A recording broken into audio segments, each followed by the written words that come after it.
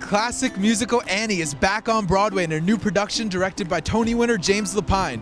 We're here at the new 42nd Street Studios to talk to the stars of the show about one of the season's most anticipated revivals. How does it feel to be part of one of the most anticipated revivals of the year? You know, I was so in love with this show when I was a little girl. I mean, I was obsessed with it. I used to perform it every day, you know, with my best friend Sharon Delaney. And to be playing Miss Hannigan is just, it's like a dream come true. Like who knew that this would ever happen, you know? What was it like when you saw yourself in the red dress and the red wig? Well, when I first put it on, I was like, whoa, I'm Annie. I have red hair now. And every time I put on that wig, I forget that I have this hair because it looks like my real hair. And I love putting on the red dress. It's so fun to put on, and I'm so excited to do it 8 shows a week. My favorite part about being on Broadway is for me to work with all these wonderful actors on Broadway. How does it feel for you guys to have this musical, to have created this musical that audiences are still going crazy about? You, with all your intelligence and talent, don't sort it out the way an audience does.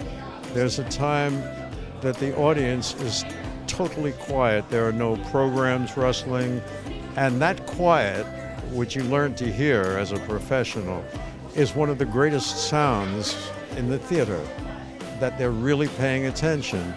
You don't sit down to write hits, you sit down to write.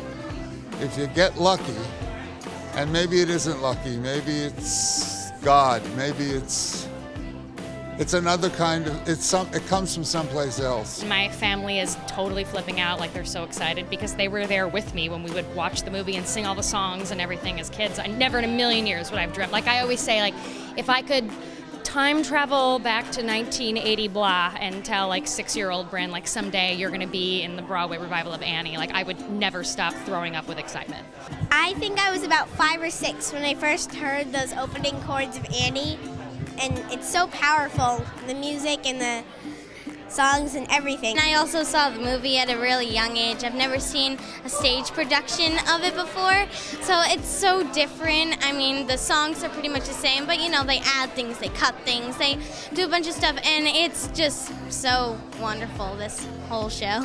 Do you have fun being wicked to the girls? I love being mean. I love it. With just the right amount of humor so that it's scary but not too scary. Because I know that from other productions, people have said that Miss Hannigan is too scary and the kids start to cry. So hopefully I'll be the right amount of scary. I remember watching the movie as a kid, and well, Carol Burnett was hilarious, you know. She's so mean to the children, but you're like, there's something about it that she made it so lovable, and that's what Katie does here, is she makes this horrible person lovable. Lila is extraordinary. She is such a smart child and is engaging from the minute you work with her. This is my 3rd time doing Annie, and I find that the ability to create a relationship with the little girl is so important on a day-to-day basis. Can you tell us about Sunny and how she became part of the 2012 revival of Annie? Sunny's a 2-year-old mixed breed terrier who I adopted from a shelter down in Houston about 6 months ago to prepare her for the opening in October. Well, you know, I started my career with the original Annie back in 1977, so to come back to it after 35 years is really a pleasure. Kids and dogs, they're naturals, so it's not really work, it's just fun. And the kids have been the most surprising part of it all, you know. There's the old, you know, never work with children and animals. Here you're working with both. And they're the most respectful and the most entertaining part of the rehearsals, the children and the animals. The girls put us to shame. They're so talented. What do you think fans of Annie are going to be most surprised about in this revival?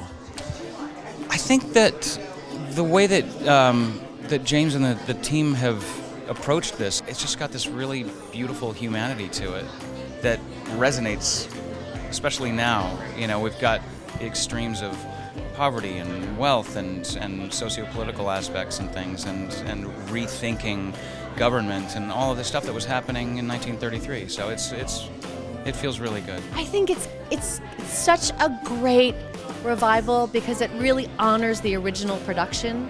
It honors the original. There's no kabuki Annie. There's no like weird.